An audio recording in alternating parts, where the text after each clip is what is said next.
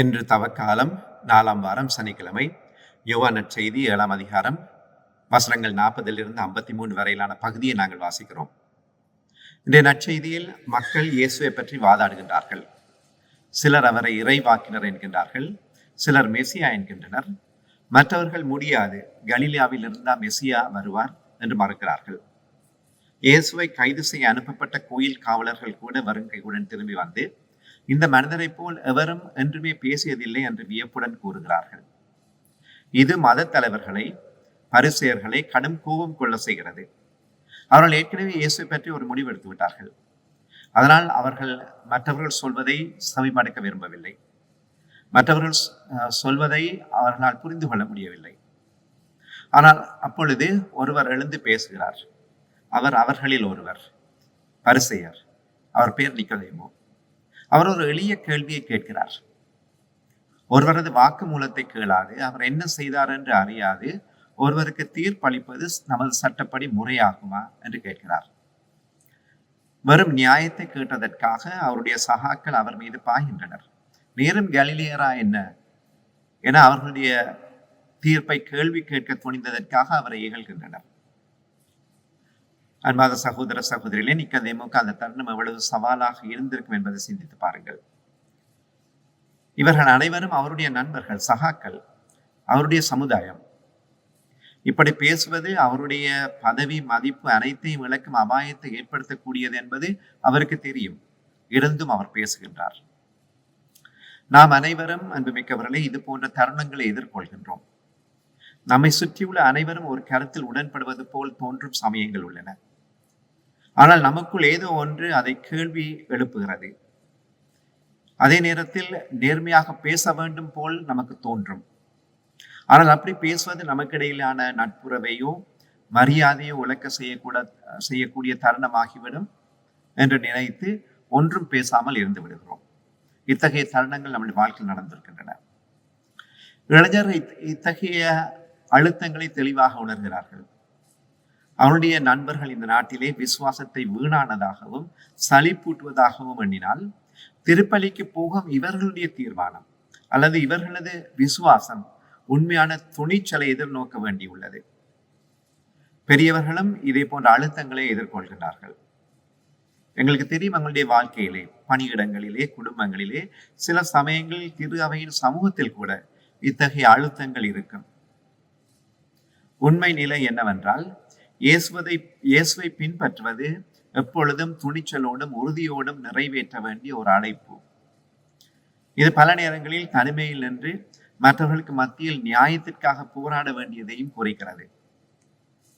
அன்புமிக்கவர்களே, நிக்கோதேமு நமக்கு விசுவாசத்தை பற்றி ஒரு முக்கியமான பாடத்தை கற்பிக்கிறார். நிக்கோதேமுவின் விசுவாசம் மெல்ல மெல்ல வளர்ந்தது. அவர் ஒரே இரவில் இயேசுவின் முழுமையான சீடராக மாறவில்லை. நிக்கோதேமுவை நாங்கள் நற்செய்தியிலே 3 இடங்களிலே காண்கிறோம். முதலில் அவர் இரவில் ரகசியமாக இயேசுவிடம் வந்தார். ஐயங்களுடன் தொடங்கினார். பின்னர் இன்றைய நற்செய்தியிலே கேட்பது போல இயேசு பற்றி மற்றவர்கள் அநீதியாக நடந்து கொள்ள முற்பட்ட பொழுது பொது வழியிலே குரல் எழுப்ப துணிந்தார், குரல் கொடுத்தார். இறுதியிலே அவர் சிலுவை அடியில் உறுதியாக நின்று ஆண்டவரின் காயமுற்ற சிதைக்கப்பட்ட திரு உடலை இறக்கினார். இதுதான் விசுவாச பயணம். பெரும்பாலும் மெதுவாக, சில வேளைகள் தடுமாற்றத்துடன் ஆரம்பிக்கும். ஆனாலும் தொடர்ந்து முன்னோக்கி செல்வதுதான் விசுவாசம். நிக்கோதேமுவின் விசுவாசம் படிப்படியாக வளர்ந்தது.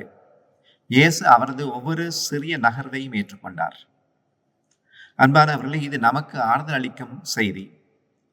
நம் நம்பிக்கை குறையற்றதாகவோ முழுமையானதாகவோ இருக்க வேண்டியதில்லை.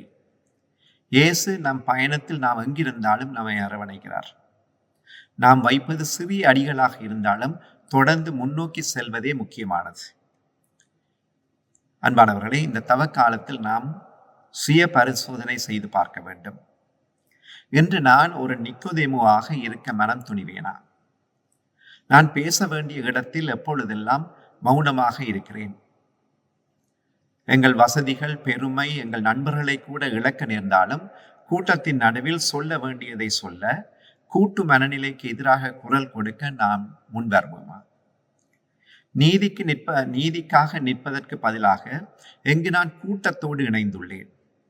எனது குரல் தேவைப்படுகிறவர்கள் யார்? ஏனெனில் அன்புமிக்கவர்களே, நற்செய்தி நம்மை பார்த்து கேட்பது இதுவே.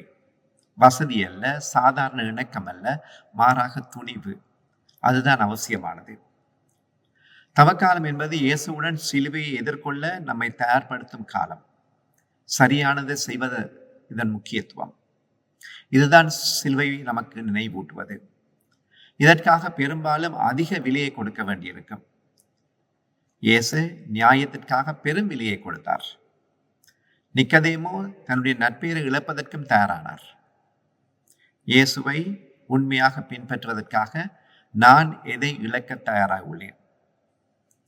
நான் ஒரு எளிய சவாலுடன் முடிக்க விரும்புகிறேன்.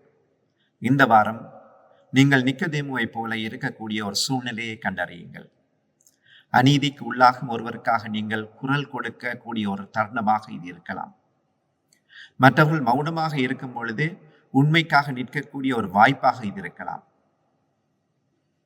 உங்களுடைய குடும்பத்திலே ஒருவரை சவாலுக்கு உட்படுத்துவதாக இருக்கலாம். இக்காரியங்கள் எங்களுக்கு அசௌகரியத்தை கொடுக்கலாம், அது அச்சம் தரலாம். ஆனால் அன்புடன் செய்யப்படும் சிறிய துணிவான செயல்கள் எல்லாவற்றையும் மாற்றவல்லது. புனித வாரத்தை நோக்கி தவக்கால பயணத்தை தொடரும் நாங்கள் இந்த நாட்களில் தனிப்பட்ட வாழ்விலும் பொது வாழ்க்கையிலும் இயேசுவை துணிவுடன் பின்பற்றும் அருளும் ஆற்றலும் நமக்குள் வளரட்டும். ஒவ்வொரு துணிவான காலடியையும் நம்பிக்கையுடன் உறுதியாக எடுத்து வைக்க இறைவன் நம் அனைவருக்கும் அருள் புரிவாராக.